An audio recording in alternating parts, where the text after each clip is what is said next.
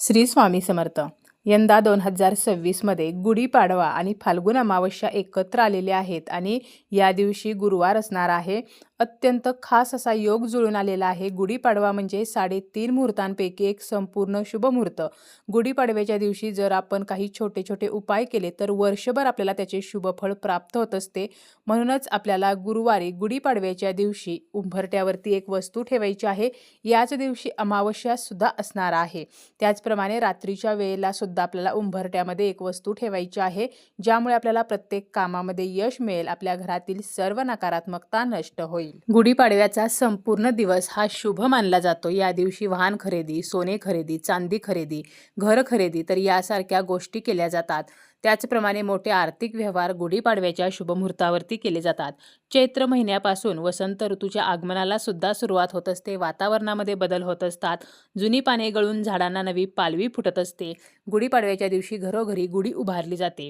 गुढी आपल्याला सांगते की नवीन वर्ष सुरू झालेले आहे. नवीन विचार करा, नवीन संकल्प करा, आकाशाला गवसणी घाला, मी जशी उंच आहे तशी उंच भरारी घ्या, त्याचप्रमाणे प्रगती करा, असा संदेश आपल्याला गुढी देत असते. तर अशा या गुढीपाडव्याच्या दिवशीच यंदा फाल्गुन अमावस्या सुद्धा आलेली आहे आणि याच दिवशी गुरुवार सुद्धा असणार आहे. त्यामुळे आपल्याला आपल्या घराचा जो अत्यंत महत्त्वाचा भाग आहे तो म्हणजे उंबरठा. तर या उंबरठ्यावरती एक वस्तू ठेवायची आहे. घराचा उंबरठा हा बाहेर आणि आत अशा 2 भागांना जोडण्याचे काम करत असतो. उंबरठा म्हणजे मर्यादा. मनुष्य बाहेरील वातावरणातून घरात प्रवेश करतो तेव्हा हाच उंबरठा त्याला संयम रेषेची जाणीव करून देत असतो. उंबरठ्याला मर्यादा पुरुषोत्तम असे सुद्धा म्हणतात. उंबरठ्याची पूजा महिला त्याचप्रमाणे पुरुष सुद्धा करू शकतात. उंबरठ्यामुळे घराची चौकट पूर्ण होते. नकारात्मक ऊर्जेला सकारात्मक करण्याचे काम सुद्धा आपल्या घराचा उंबरठा करत असतो. घराच्या दाराचा उंबरठा जर सकारात्मक असेल तर कुटुंबात कोणीही मतभेद निर्माण करू शकत नाही, शत्रू घरामध्ये प्रवेश करू शकत नाही असे सुद्धा म्हटले जाते. गुढीपाडव्याच्या दिवशी सकाळी लवकर उठून आपल्याला स्नान करायचं आहे.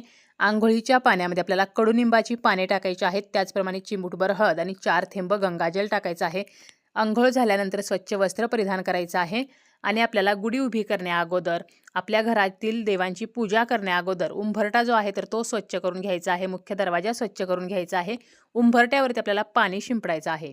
आपल्या घराचा जो उंबरठा आहे तर तो म्हणजे आपल्या पितरांचं स्थान असतं आणि अमावस्या तिथी ही पितरांना समर्पित असते.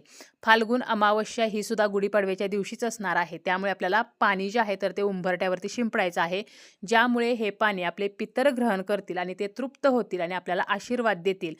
जर आपण उंबरठ्यावरती अमावस्या तिथीला पाणी शिंपडले तर आपल्याला जर पितृदोष असेल तर तो सुद्धा कमी व्हायला मदत होते. त्यामुळे उंबरठ्यावरती पाणी शिंपडायचं आहे. त्यानंतर आपल्याला उंबरठ्याला हळदीचं लेपन सुद्धा करायचं आहे. हळद आणि गोमूत्र एकत्र करायचं आहे आणि हे लेपन उंबरठ्याला करायचं आहे. यामुळे सर्व प्रकारची नकारात्मकता नष्ट होते. हळद जी आहे तर ती माता लक्ष्मीला आकर्षित करण्याचं काम करते. त्यामुळे हळदीचं लेपन करायचं आहे. मुख्य दरवाजावरती हळदीचं किंवा कुंकवाचं स्वस्तिक चिन्ह काढायचं आहे. उंबरठ्यावरती आपण जेव्हा हळदीचं लेपन करतो त्यानंतर एका बाजूला आपण रांगोळीच्या साहाय्याने स्वस्तिक, एका बाजूला लक्ष्मीची पावले तर हे सुद्धा काढू शकतो. कारण उंबरठ्यावरती जर आपण लक्ष्मीची पावले काढली किंवा स्वस्तिक काढलं तर ही अत्यंत शुभ चिन्हे आहेत. त्यामुळे सुद्धा माता लक्ष्मी आपल्या घरामध्ये प्रवेश करते.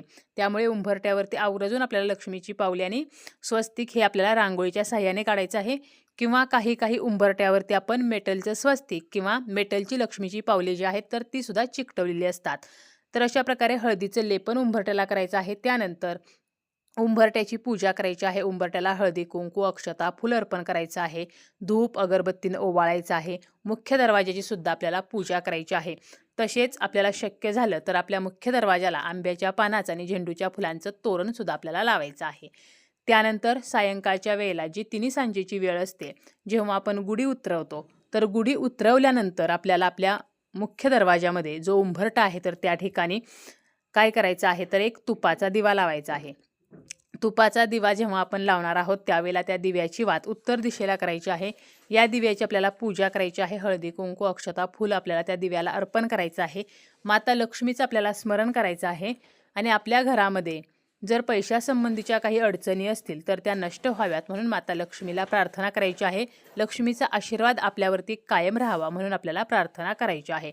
तसेच आपल्याला तिन्ही सांजेच्या वेळेला उंबरठ्यामध्ये थोडासा कापूर जाळायचा आहे. एका तामणामध्ये किंवा आपल्याकडे जर मातीची मोठी पंती असेल किंवा मातीचं मोठं भांडं असेल तर त्यामध्ये थोड्याशा अक्षता म्हणजे तांदूळ ठेवायचे, त्यावरती कापूर ठेवायचा, त्यावरती फूल असलेल्या 2 लवंगा ठेवायच्या. जर आपल्याकडे असेल तर एक तमालपत्र ठेवायचं आहे. त्यासोबत आपण 2 वेलच्यासुद्धा ठेवू शकतो आणि हे सर्व आपल्याला उंबरठ्यामध्ये प्रज्वलित करायचं आहे. यामुळे सुद्धा सर्व प्रकारची जी नकारात्मकता आहे तर ती नष्ट होते. त्यामुळे सायंकाळच्या वेळेला आवर्जून आपल्याला कापूर जो आहे तर तो सुद्धा आपल्या उंबरठ्यामध्ये जाळायचा आहे. इतर जरी साहित्य आपण नाही जाळलं, फक्त कापूर जरी उंबरठ्यामध्ये जाळला तरीसुद्धा कापूर हा नकारात्मकता नष्ट करण्याचं काम करत असतो.